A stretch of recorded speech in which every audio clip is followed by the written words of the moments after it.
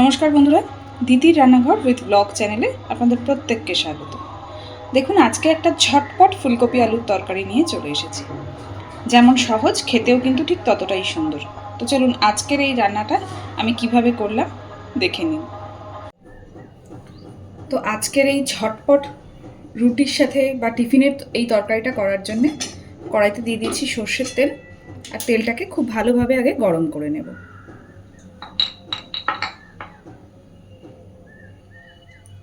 এদিকে তেল ভালোভাবে গরম হয়ে গেছে। আমি এবার দিয়ে দিচ্ছি প্রথমেই 2-3 কোয়া রসুন থেতো করে নিয়েছি, সেই থেতো করা রসুনটা। এবার দিচ্ছি পেঁয়াজ কুচি। আজকের এই রান্নাটাতে আমি ফুলকপি আর আলুর ব্যবহার করেছি। আপনারা চাইলে ফুলকপির পরিবর্তে যে কোনো সবজি দিয়েই করতে পারেন বা শুধু আলু পেঁয়াজ দিয়েও করতে পারেন।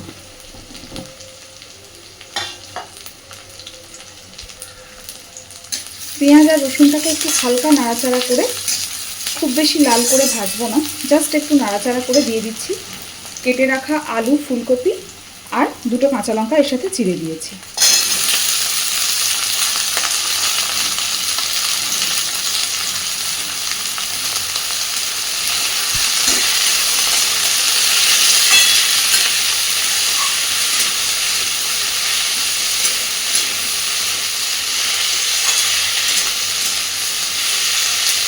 এবার দিয়ে দিচ্ছি পরিমাণ মতো লবণ।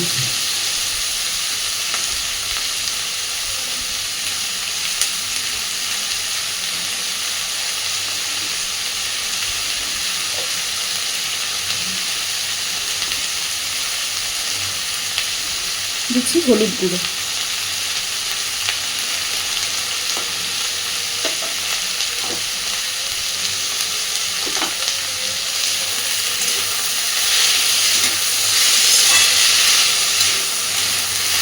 অনেক সময় রাতের দিকে আমাদের আর রান্না করতে ইচ্ছে করে না, কিন্তু রুটি বা পরোটার সাথে খাওয়ার জন্য ঝটপট এই তরকারিটা কিন্তু বাড়িতে যখন তখন বানিয়ে নেওয়া যায়।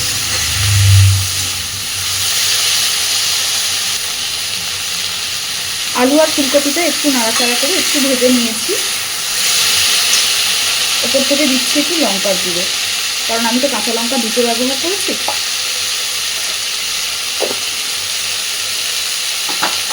ঝালটা আপনারা আপনাদের ইচ্ছে মতন বুঝেই দেবেন।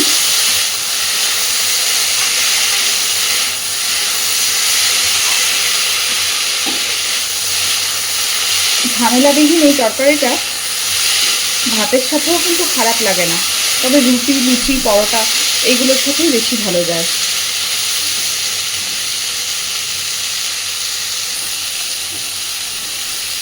ভাজা ভাজা হয়ে গেছে।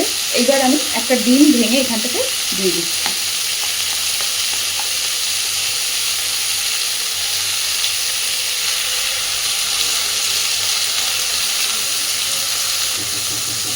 ডিমটা দিয়ে খুব সুন্দরভাবে মিশিয়ে নেব।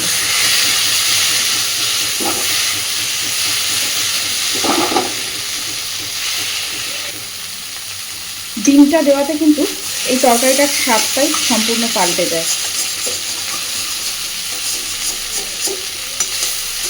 আর আপনারা চাইলে অনেকেই এইখানে ডিমটাকে আলাদা করে ভুজিয়া করেও এর মধ্যে মেশাতে পারেন, কিন্তু এইভাবে দিলে কি হয়, আলু, ফুলকপি সব কিছুর গায়ে ডিমটা মেখে যায়, তাতে আমার মনে হয় খেতে বেশি ভালো হয়।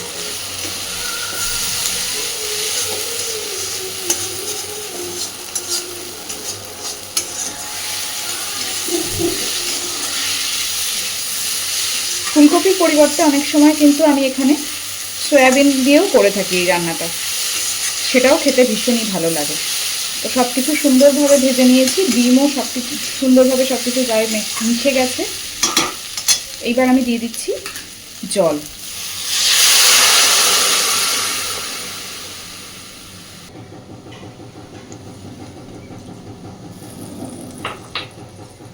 খুব সুন্দর করে এবার সব কিছুকে ফুটিয়ে নেব।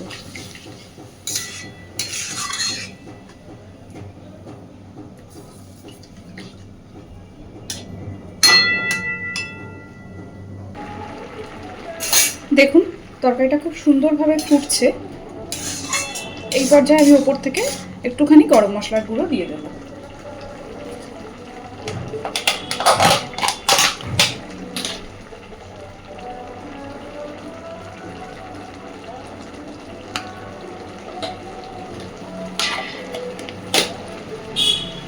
আপনাদের অনেকেরই হয়তো মনে হবে এতটা সিম্পল একটা তরকারি, কিন্তু আমি একবার আপনাদের সকলের কাছে অনুরোধ করব অন্তত একবার এই তরকারিটাকে বাড়িতে বানিয়ে খেয়ে দেখবেন।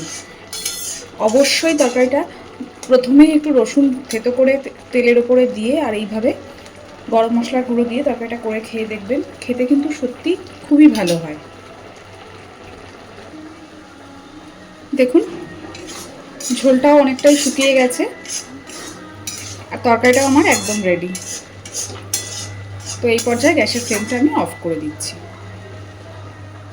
এই ঝটপট একদম সহজ এই তরকারিটা বাড়িতে অবশ্যই ট্রাই করে দেখবেন, আর কেমন লাগলো আমাকে জানাবেন। আর প্লিজ আমার চ্যানেলটাকে লাইক, শেয়ার এবং সাবস্ক্রাইব করে আমার পাশে থাকবেন। ধন্যবাদ।